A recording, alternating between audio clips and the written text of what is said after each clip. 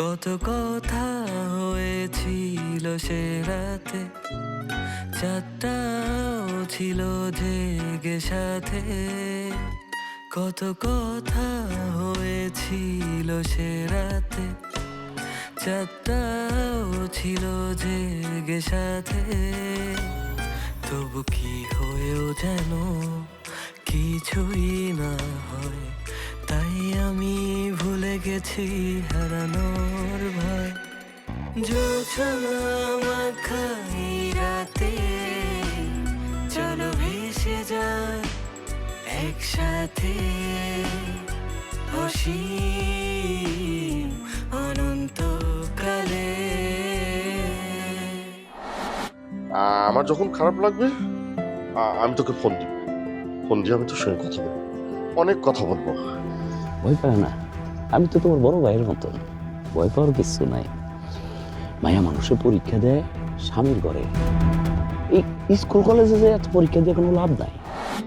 আর অন্যদিন তো আবার ওই বাজার শেষ করে চায়ের দোকানে বসে চা খাই, সবার সাথে আড্ডা দিই।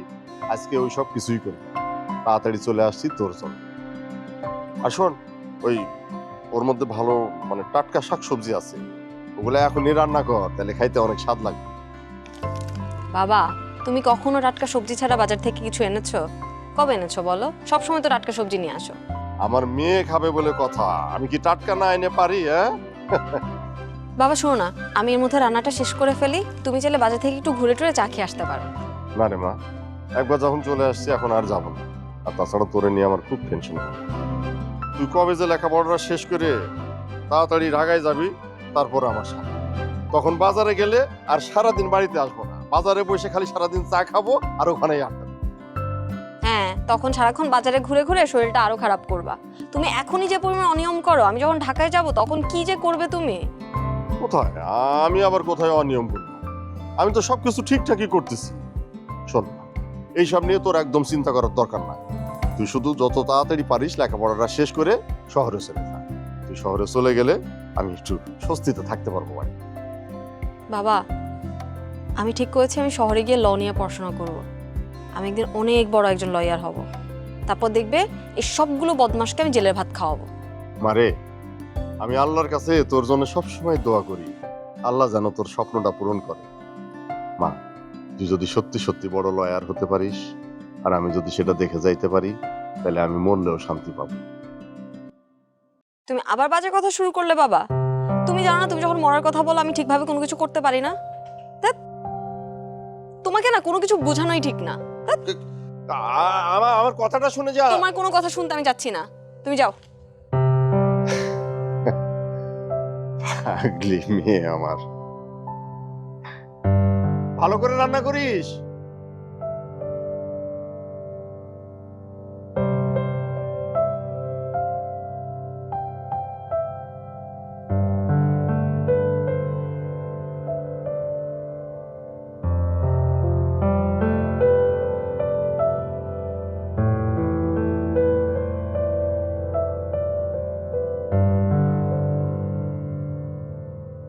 মাছোয়া, হ্যাঁ বাবা।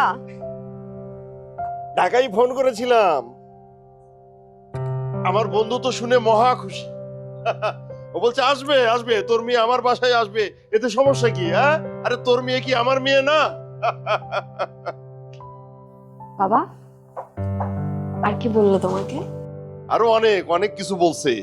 বললাম না যে ও তো তোর যাওয়ার কথা শুনে একেবারে মহা খুশি। হ্যাঁ, ওই আমি তো মনে করছিলাম যে ওই ভার্সিটি ভর্তি হওয়া পর্যন্ত তুই আমার বন্ধুর বাসায় থাকবি। এই কথা শুনে ও তো রেগে বম। কি বলছে জানিস? বলছে না, এইটা হবে না, তোর মেয়ে মানে আমার মেয়ে, আমার বাসায় এসে ও একদম পুরো পড়াশোনা শেষ করে তারপর আমার বাসা থেকে যাবে। বাবা, আমি তো ঢাকা যাবই, কিন্তু তোমার কি হবে বলো তো? কেন, আমার আবার কি হবে? আমার যখনই তোকে দেখতে ইচ্ছে করবে আমি শু করে ঢাকায় চলে যাবো তোর কাছে। হ্যাঁ, কয়েকদিন তোর কাছে থাকবো থেকে টেকে, আবার যখন তোকে দেখতে দেখতে আমার দেখার মন ভরে যাবে আবার এই ব্যাস, তাহলেই তো হয়ে গেল। তুমি সত্যি যাবে তো? নাকি তোমার মেয়েটাকে তুমি একদম ভুলেই যাবে? এই, এটা কোনো কথা বললি? বাবা মা কখনো সন্তানকে কি ভুলে যেতে পারে? পারে না। বাবা মা দরকার হলে নিজেদের কথা ভুলে যায়, কিন্তু সন্তানের কথা কখনোই ভোলে না, বুঝতে পারছিস? তার মানে তুমি সত্যিই যাবে? 100% যাবো, মানে অবশ্যই যাবো। তা আমাকে একদম ভুলে যাবে না। এই একই কথা বারবার বললে কিন্তু আমি সত্যি সত্যি রেগে যাবো একদম। হ্যাঁ, আমাকে ভুলে যাবে, আমাকে ভুলে যাবো, এই কথা যদি আরেকবার বলিস না, আমি কিন্তু সত্যি রাগ করে এখান থেকে উঠে চলে যাবো। ধুর বাবা, তোমাকে কিছু একটা বললেই তুমি এখন রেগে যাও। 2 দিন পর তো আমি চলেই যাব, তখন দেখবো তুমি কার সাথে এরকম রাগ করো। তোর সঙ্গে করবো? হ্যাঁ, তোর সঙ্গে রাগারাগি করবো। এই যে এখন সামনাসামনি রাগ করছি, আর তখন কিভাবে করব? ফোন দিয়ে ঘন্টার পর ঘন্টা তোর সঙ্গে কথা বলবো আর রাগারাগি করবো। দেখিস কিভাবে তখন রাগ। ঠিক আছে, করো, অনেক রাগারাগি করো। আরে চলে গেলে আমার খারাপ লাগে, খুব খারাপ। সে খারাপ লাগার পাশাপাশি আরেকটা জিনিসও মিস করবো। কি বলো তো? তোর হাতের রান্না। তোর হাতের রান্নাটা যে কি স্বাদ রে মা, সেটা তোকে আমি বলে বোঝাতে পারবো না। কেন? তুমি যে ঢাকায় যাবে তখন তোমাকে কে রান্না করে খাওয়াবে? একদম ঠিক কথা বলেছিস। আমি তো মাঝে মাঝে গিয়েই তোর কাছে থাকবো কয়েকদিন করে। এই কয়েকদিনেই মনে কর যে পুরো বছরের খাবার খেয়ে আসবো। হ্যাঁ, ঠিক আছে, খেও। আর একটা কথা। কি বলো তো? তুই তো আবার সেটা শুনলেই রেগে যাস। তোর বিয়ে না, মানে বলছিলাম যে তোর যখন বিয়ে হয়ে যাবে, যে জামাই আসবে, সেই জামাই কিন্তু সারা জীবন তোর হাতের এই সুন্দর রান্নাটা খেতে পারবে, কিন্তু আমি তো আর তখন পাবো না। বাবা, শেষ তোমার কথা? যাও, ঘুমাতে যাও। যাও। যাচ্ছি।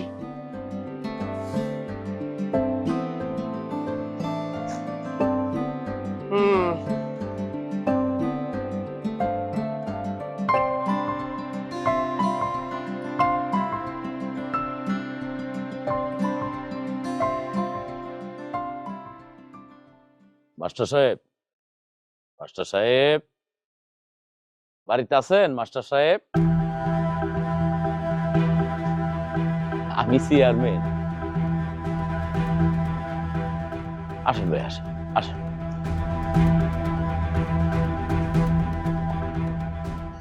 চিনতে পারছেন? চেয়ারম্যান, তুমি খারাপ মানুষ সেইটা জানতাম, কিন্তু এত খারাপ সেইটা জানতাম না। তুমি সেদিন এই জায়গায় বৈশা কি নাটকটা কইরা গেলা? হ্যাঁ, কিচ্ছু জানো না? তোমার ছোট ভাই, তোমার কুলাঙ্গার ছোট ভাই আমার মাইয়াডারে তুইলা ঘরের মধ্যে আটকায় রাখছিল। তুমি সবকিছু যাই নাও, কোনো ব্যবস্থা নাও নাই। আমি তোমারে আর তোমার ছোট ভাইরে কাউরে ছাড়ব না। 2 জন রে আমি জেলের ভাত খাওয়াবো, 2 জন রেই। বলা শেষ হয়েছে? আমো চিল্লাও কে? বুড়ো হয়ে গেছুন? আরে হার্ড স্টক করে কাইতে হয়ে যাবা। হ্যাঁ, চিল্লায় মার্কেট পাওয়া যাবো? কোনোভাবেই যাইব না। কিসের জন্য চিল্লাও? তোমার মাইয়া ফেরত আইছে না? আইছে তো। কার কথা আইছে? এই চেয়ারম্যানের কথা আইছে। হ্যাঁ, আর চেয়ারম্যান আগে চিল্লাও। আরে ফাড়া বাসের মতন চিল্লাইয়া লাভ নাই। আমি যেটা কইছি সেইটা করো। কইছিলাম তো আমার ভাইয়ের লগে বিয়া দিয়ে দাও, দিলা না? লাভ কি হইলো? হ্যাঁ, মাঝখানের থেকে মাইয়ার কলঙ্ক কইছে, এইটা সমাজে শোনাইতে চাও, গ্রামবাসীর শোনাইতে চাও না? আরে আমি তো আইছি তোমার ভালো করতে, যাতে তোমার ইজ্জতটা বাঁচে, তোমার মাইয়ার ইজ্জতটা বাঁচে। বুঝো নাই? চেয়ারম্যান, এক চুপ। হাত পায়ে লম্বা হইলে মানুষ সবকিছু হয়ে যায় না। বুদ্ধি, ক্ষমতা দুইটাই লাগে। ঘরের ভিতরে যা, চুপ করে বয়ে থাক, আর আকাশের ফেলে তাকায় ভাইবা দেখ চেয়ারম্যান কি কয়ে গেছে। এর চেয়ে বেশি উল্টা পাল্টা হইলে আমার চেয়ে খারাপ কেউ হইব না। বুঝছো মাস্টার? যাও ঘরে যাও। আইছিলাম ভালো মুড নিয়ে, বুঝলা না নিজের ভালো। আমরা তো চেয়ারম্যান, 10 জনের ভালো মন্দ আমাকে বুঝতে হয়। ভিতরে যাও, মনের শোকে বাজে জিনিস খাওয়ার অভ্যাস থেকে খাইয়া নিও।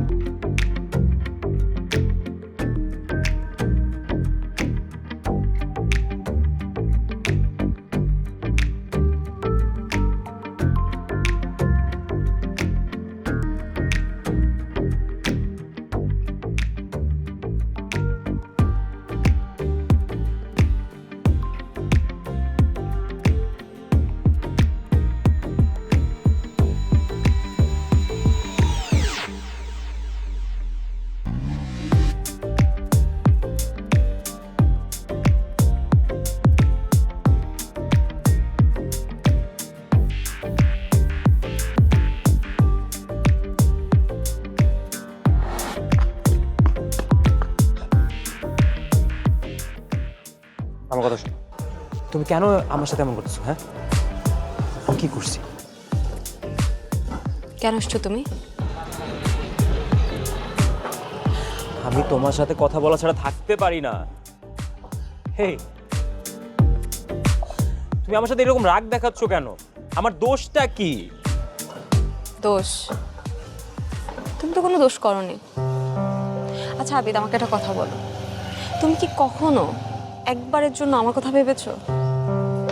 তুমি সবসময় নিজের কথা বলো, তোমার পরিবারের সমস্যার কথা বলো, কিন্তু একটা বার তুমি আমার ভয়, কষ্ট, আমার ভেতরে জমে থাকা ব্যথাগুলো শুনতে চেয়েছো? শোনোনি। আমি তো তোমাকে বোঝানোর চেষ্টা করেছি। আবিদ, তুমি আমাকে বোঝাও বা না বোঝাও, আমাদের এই সম্পর্কটার আর কোনো মানে নেই।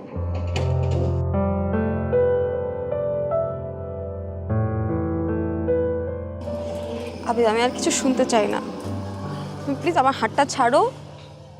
এটা বাজার সিন ক্রিয়েট করো না, প্লিজ হাতটা ছাড়ো। আবিদ প্লিজ হাতটা ছাড়ো।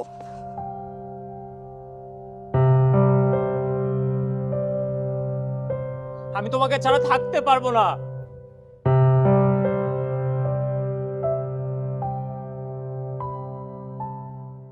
আবিদ, মানুষ সবকিছুতে অভ্যস্ত হয়ে যায়, একটা সময় তুমিও হয়ে যাবে।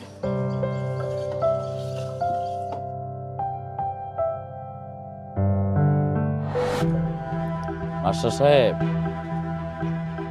আজকে আসছি আপনার মেয়ের সাথে আর আমার ছোট ভাইয়ের বিয়েটা পাকাপাকি করতে। চেয়ারম্যান সাহেব, আমার মেয়ের সবেমাত্র পরীক্ষা শুরু হয়েছে, এর মধ্যে আমি অন্য কোনো ঝামেলায় জড়াইতে চাইতেছি। আপনার যে বয়স হয়েছে এটা কিন্তু আমি বুঝতেছি।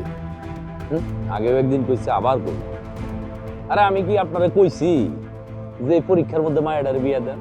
আমি বলেছি বিয়ার তারিখটা নির্ধারণ করতে। ও পরীক্ষা শেষ হয়ে যাবে, তারপরে যে কোনো টাইমে আমরা একদিন যে তারিখটা নির্ধারণ করে রাখবো, ওই দিন এসে একটা খোঁজ করে নিয়ে যাবো। কি বলিস? আমি এখন কোনো বিয়ের তারিখ ঠিক করতে পারবো না। আর আমি তো এই গ্রামেরই মানুষ, এই গ্রামেই থাকি, তাই না? আমি তো এই গ্রাম ছাইরা আমার মাইয়ারে নিয়ে আমি অন্য কোথাও চলে যাইতেছি। আরে চলে যাইতেছেন না, যাইতে কতক্ষণ? হ্যাঁ, এখানকার মানুষজনকে দেখি 2 দিন আগে যার সাথে বসে চা খাইলাম, সে বিদেশ যায় ভিডিও কলে দিয়া কয়, বন্ধু আমি তো বিদেশ চলে আইছি। হ্যাঁ, আরে কত লোককে তো দেখলাম পাসপোর্ট ভিসা ছাড়া পার্শ্ববর্তী দেশে চলে গেল। আপনারা আমি বিশ্বাস করি কি দিয়া? হ্যাঁ, আপনারা 2 ভাই মিলে যা শুরু করছেন না, আমি অতিষ্ঠ হয়ে গেছি।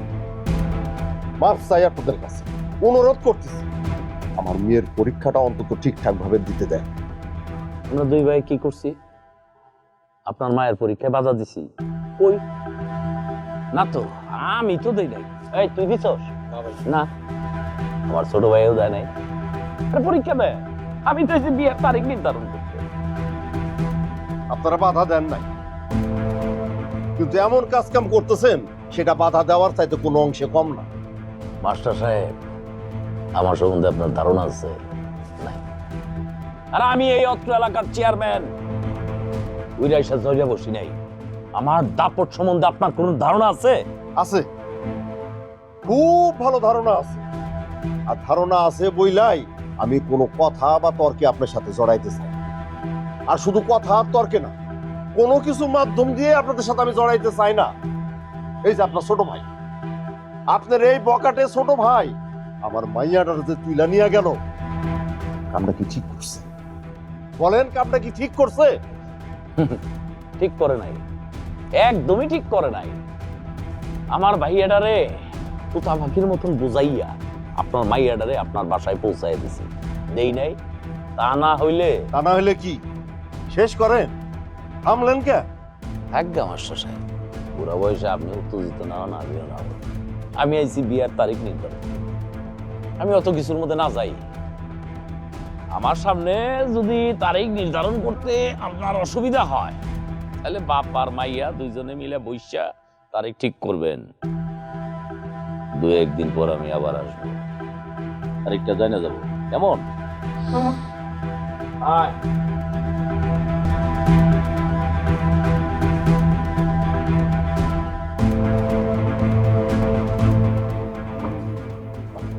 আসসালামু আলাইকুম আপা।